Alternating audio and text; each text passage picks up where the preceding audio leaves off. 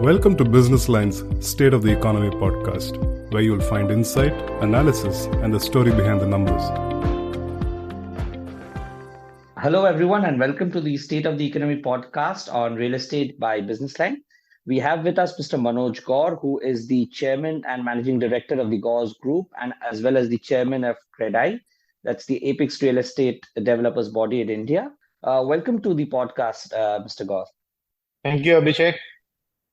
Sir, my first question to you would typically be on the outlook. The calendar year is almost over and 9 months into the fiscal is over. And what has been the outlook so far, going by the sales and the future trends for the year?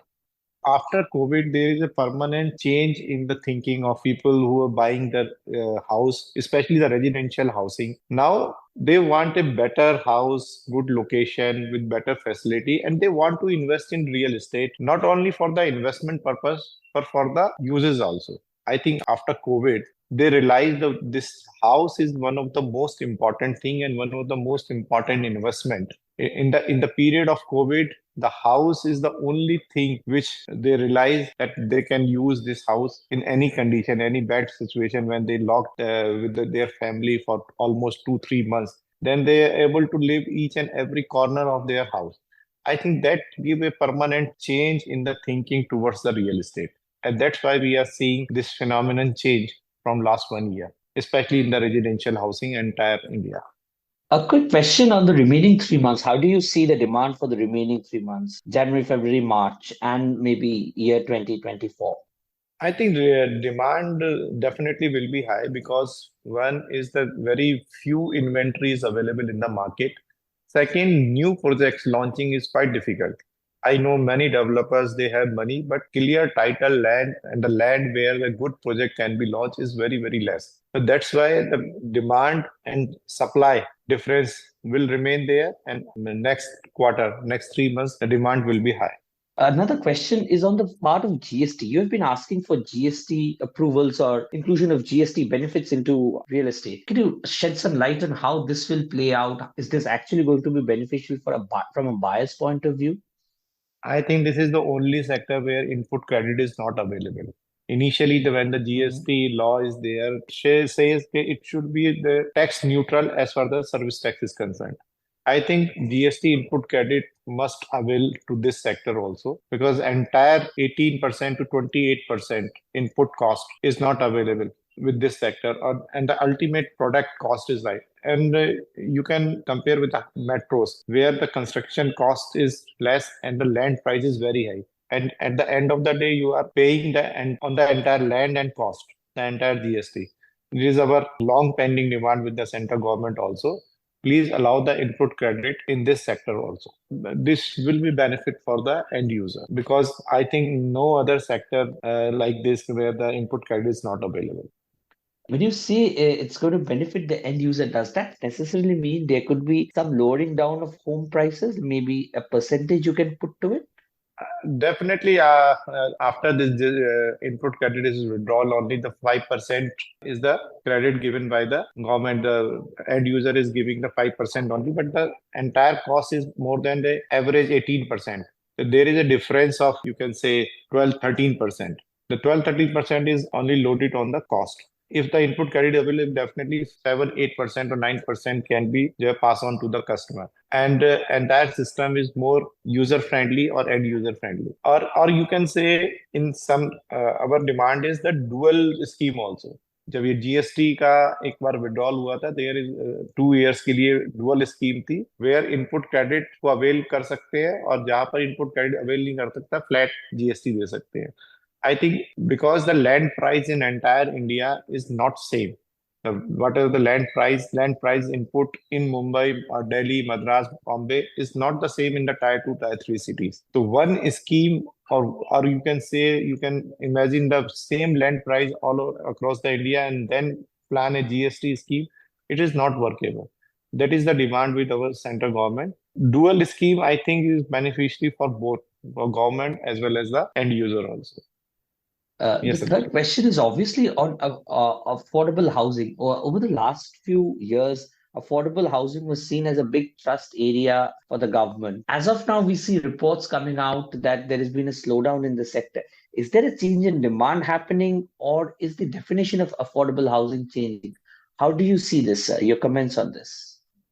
I think in both the ways. Well, first, the demand, especially in the metros, for the affordable housing, or you can say one bedroom to a bedroom apartment or the smaller apartment, is totally declined. And secondly, the cost, the construction cost is significantly increased. The compliance cost is significantly increasing. So no developer find it's profitable to construct the affordable housing. And since the demand of the larger houses or luxury houses is there, so everybody is moving towards that. So in this case, the government should change the definition of the affordable housing, especially in the metros. The cap on the affordable housing is around 45 lakh, and in 45 lakh, it is nothing available in the metro like Bombay and Delhi. So it is our demand with the government also, please change the definition of the affordable housing so that more and more affordable housing projects can come for the lower middle or middle class. But right now, very few developers are doing the affordable housing because it is not profitable, or you can say not business friendly. So right now, what ideally would you define as affordable housing? Which price bracket or which segment would be affordable housing going by current demand trends in metros, let's say, or in the top 9 cities as we talk of? You cannot fix a price tag on the affordable housing because it is different in different cities. All depends upon the land price. In the tier 2, tier 3 city, it may be 40 lakh, 50 lakh. But in Mumbai, you can say more than 1 crore or 1.5 to 2 crores is the affordable housing range. It depend upon the land price, location, and the city in which you are there doing the project. So one definition or one price for affordable housing is not possible for the entire India. That depends location to location. So, how has the interest subvention scheme played out in India? Are you happy with it, and do you think it should be continued? Definitely, interest subvention scheme is one of the most successful scheme of the central government, and lakhs of household or the flat holders are directly benefited from that interest subvention scheme. And we strongly request with the central government, please allow it to continue or increase the amount of the interest subvention also, because in last 2-3 years everything is changed. The inflation is there, the cost of the construction is goes up, the cost of the apartment is going up. The interest subvention scheme should be there. It is directly beneficiary to the end user and one of the most successful scheme of the government. The final question is on stalled projects. How do you see stalled projects and getting them back on track? How is this playing out? Are we ready? Are developers ready to take up these projects and restart work, or are new developers ready to come in? Because many of these have legal issues with them. Yes, as the market is improving, a lot of stalled projects is already seeing the day of the light, and many solutions are in place because of the balance stock is increasing. And definitely some legal angles are there. Some projects are stuck due to the NCLT or the court cases. I think especially in the northern part and Noida and Greater Noida, where leasehold properties is there, a lot of stalled projects, number of stalled projects are there in UP especially. And as a Credai, we requested the UP government, and UP government is seriously working on some schemes or some zero period benefit.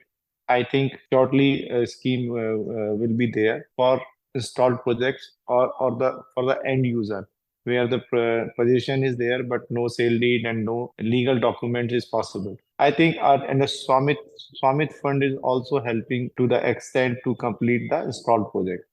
I think it's a matter of 1 year or maximum 2 years, where the all legacy installed project will see some solution and other, because government local bodies also very much interested to complete these projects. And one large project of Amarpali is directly handled by the Supreme Court. Many towers and many projects is already completed and possession offered to the end user, and balance is also running very fast to complete. I think this is the last phase of this problem, and maybe in a year or two, all the problem will be sorted out as related to this installed projects. Right, so that was my last question. It was lovely having you on the show, sir. Thank you for taking your time out and talking to us. Thank It was you. a pleasure Thank you very talking much. to you. Thank you very much. Thank you.